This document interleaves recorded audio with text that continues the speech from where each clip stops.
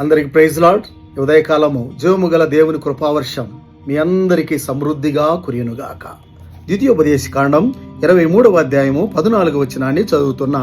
నీ దేవుడైన యెహోవా నిన్ను విడిపించుటకును నీ శత్రువుల నీకు అప్పగించుటకును నీ పాలెములో సంచరించుచుండును కనుక ఆయన నీలో అసహ్యమైనది ఏదైనా చూచి నిన్ను విడవకుండానట్లు నీ పాలెం పరిశుద్ధముగా ఉండవలెను. ప్రియమైన దేవుని బిడ్డలారా, నీ పాలెం పరిశుద్ధంగా ఉండాలి.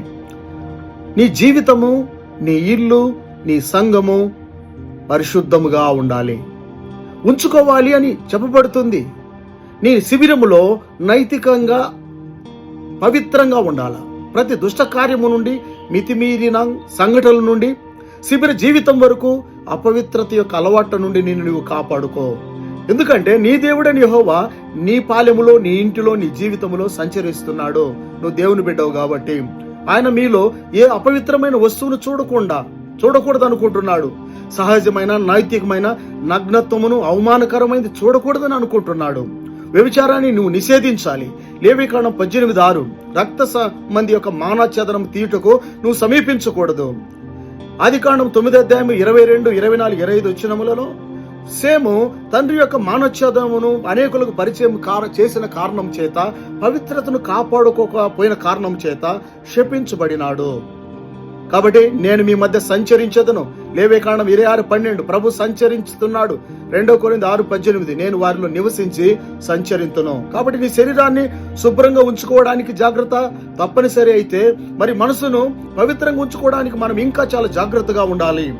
ఆయన మన మధ్యలో సంచరించినట్లుగానైతే, ఆయన మన మధ్య ఉన్నట్లయితే, ఆయన శత్రువుల చేతిలో నుండి, సాతాను లోకస్తుడైన దుష్ట సంబంధమైన వ్యక్తి చేతిలో నుండి నిన్ను విడిపిస్తాడు. నీ శత్రువులను రెండవదిగా నీ చేతికి అప్పగిస్తాడు. అంటే దాని అర్థం, నీ శత్రువులు ఎవరో నీకు తెలుసుకోనున్నట్లు నీకు బోధిస్తాడు. నీ శత్రువు ఎవరో నువ్వు గుర్తుపట్టినట్లు దేవుడు నీకు చేస్తాడు. ఆ గమనిక నీకు ఇస్తాడు. అందుకని లేవీకాండం 11వ అధ్యాయం 44-45 వచనములో నేను పరిశుద్ధుడును గనుక మీరు పరిశుద్ధులుగా ఉండండి. నిర్గమాకాండం 19వ అధ్యాయం 11వ వచనములో వారు తమ బట్టలు ఉదుక్కొని పరిశుద్ధముగా ఉండాలి. ప్రియులారా, మురికి, ఫిల్తినెస్ అనే ఆ యొక్క దాని నుండి నీ పాలెమును, నీ కుటుంబమును, నీ శరీరమును, నీ దేహమును జాగ్రత్తగా కాపాడుకో. ఒకవేళ జాగ్రత్త కాపాడుకోకపోతే ఆయన నిన్ను విడిచిపెట్టేస్తాడు. విడిచిపెడితే ఎటువంటి భద్రత, కాపుదల ఉండదు. ఏమి లేని వారం అయిపోతాం, నష్టపోతాము. కాబట్టి ఆదికాండం 17 మొదట్లో నా సన్నిధిలో నిందరహితుడుగా నడుచుకోనమని చెప్పినాడు. ప్రభు మీకు సహాయం చేయనుగాక.